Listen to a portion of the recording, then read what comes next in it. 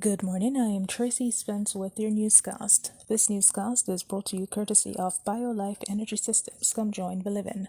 Call them at 800-875-5433. USA Credit Repair, the key to beautiful credit.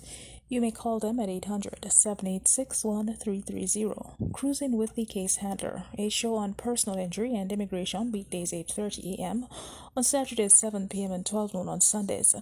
And Supreme Power Homes, call them at 800-493-9002. Now for the news in details. President of the American Chamber of Commerce of Jamaica, AmCham, Ann Dawn Young Sang, is inviting United States investors to look to Jamaica. She said that the country's various competitive advantages, its nearshore offerings with being approximately 90 minutes from the closest U.S. border, its strong services industry, dynamic marketplace, and rigorous implementation of various coronavirus protocols, among other things, make the island ripe for business. She was speaking at the Caribbean Region Virtual Trade Mission and Network event hosted by AmCham last week. Minister of Industry, Investment and Commerce, Audley Shaw, in his address informed that Jamaica's digital global services industry is targeted for growth of 20% over the next 4 years. He said that areas of opportunities in this sector include applications development and maintenance, mobile website development, marketing analytics, digital manufacturing, cognitive business operation, digital engineering, and big data analytics. The government of Jamaica has partnered with 2 international firms to deliver digital marketing solutions and e-commerce opportunities to micro, small, and medium enterprises (MSMEs) as a mechanism to cope with the impact of physical distancing and other restrictive measures due to the COVID-19 pandemic. This digitalization program is being spearheaded by the Ministry of Industry, Investment and Commerce (MIIC) and was initiated as early as August 2019 through an arrangement with Kalu, a Google-affiliated small business online marketing solution. The Kalu arrangement allows merchants to create their own websites in less than 5 minutes at no cost and offers top placement in Google search results in the Google Map section free of cost to its clients. Figaro is the latest entrant to the program, and that relationship was cemented in October of this year. Figaro is an e-commerce generator that provides options to assist MSMEs with basic e-commerce services through the Jamaica Business Development Corporation, the National Commercial Bank, and other members of the MSME ecosystem.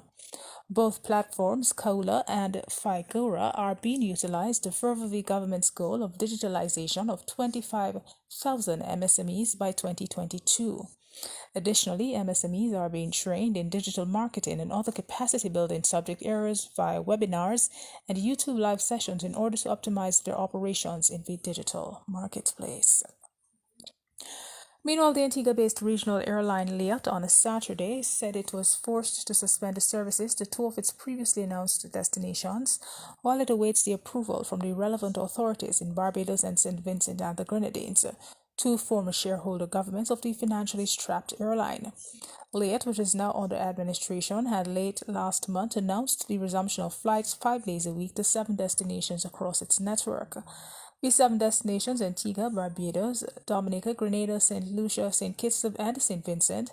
Liat said that the limited schedule of flights will return connectivity to those destinations which are impacted by the airline suspension of commercial services in March due to financial problems and the coronavirus pandemic that forced many Caribbean countries to shut down their borders.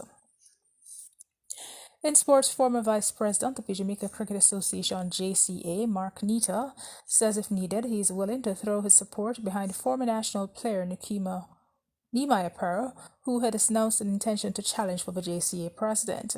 Nita, who served as vice president in Wilford Billy Heaven's first term, challenged the JCA boss at the association's annual general meeting in February before losing 62-37. Nita, who is president of the Melbourne Cricket Club, says while he has no intentions to run for the top job, he is willing to support Perry. And that is it for the news. This newscast came to you courtesy of BioLife Energy Systems. Come join the living. Call them at 800-875-5433.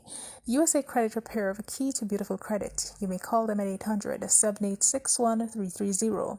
Cruising with the Case Handler, a show on personal injury and immigration, weekdays 8:30 a.m. on Saturdays 7 p.m. and 12 noon on Sundays. and the Supreme Power Homes. Call them at 800-493-9002. On behalf of the news and the production team, I am Tracy Spence. Do have a good morning.